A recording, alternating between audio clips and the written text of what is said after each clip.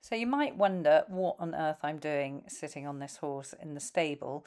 Well, he's come to me with bucking issues, and I want to resolve these issues. But in resolving them, I don't just want to erase them, I want to know why he has got them, because my emphasis on my training is how does my horse feel. So in this video, you can see his trot is very choppy. So he doesn't look very happy. He's very tense. His head comes up and then he's bucking. And now that buck looks to me like a buck that is saying, help. It's not a buck saying, I want to get you off or I'm frightened of you. It's a buck saying, there's something wrong. Listen to me. And you can see he's really unhappy about it. He's kicking out. And here, when I'm going from walk to trot, all I'm doing is quietly asking him to trot, and he's saying, absolutely not. Now, this horse is just a gentle soul. All the training up until me riding him, you couldn't fault him. He tried every step of the way. He's not frightened of me. He's not an awkward horse that's trying to do other things. So we've got a really lovely horse that's started to have this problem. He's a 10-year-old and he's only had this problem in the last 6 months. And here you can see I've taken his tack off because I'm thinking, is it something uncomfortable? So I've taken the saddle off and I've taken the bridle off because he was very tense in the contact.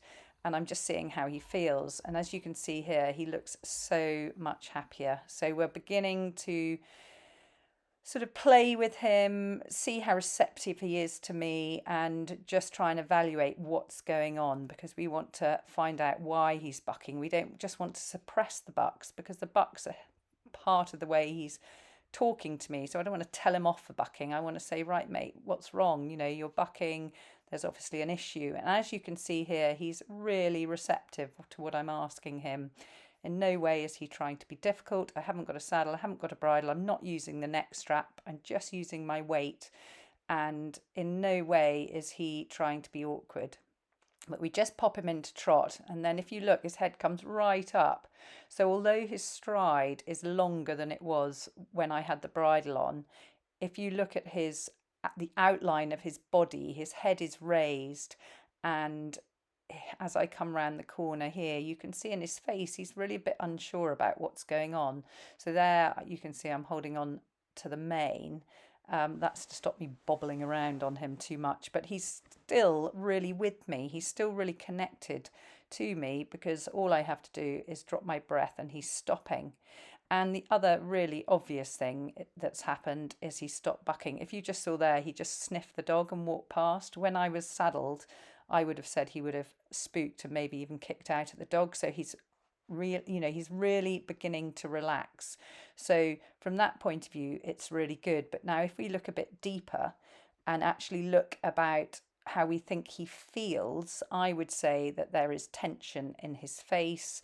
I don't like the outline of his body when he's moving. So we're just piecing together all the little things and seeing what we come up with. There again, really receptive to my sort of cues. And he's dropping his head there. He's looking for a more comfortable place, and then his head comes up again. So I would at this stage be sort of thinking, is he uncomfortable or is he remembering discomfort? Because from a training point of view, you can't fault him. If you look here, I think I'm about to turn. So there, I'm about to turn. I'm just touching his neck, and see how good he is at turning. Now, I was always taught, a horse can feel a fly, so therefore you should be able to use really light aids. And it just makes me laugh, because so often you're on a horse and you can't get them to go forward, and you see people kicking and all the rest of it. And that is a lack of connection. So a horse who's sort of not going forward from the leg, he's not motivated. But you can see with this guy, he's super motivated, but there is something that I'm not happy about. So this is the sort of final crunch, is the downwards transition to walk, head comes up. And it was here I decided, in actual fact, enough's enough.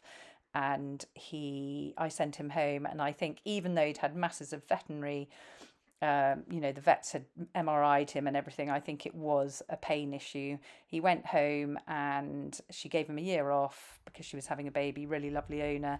Then they brought him back into work and I went up and helped him and he's going absolutely super now. Sorry, I do go on because I get so into the training, but just to say, I do online courses. And if you're still watching, if you could like, subscribe, and comment, I would be very grateful.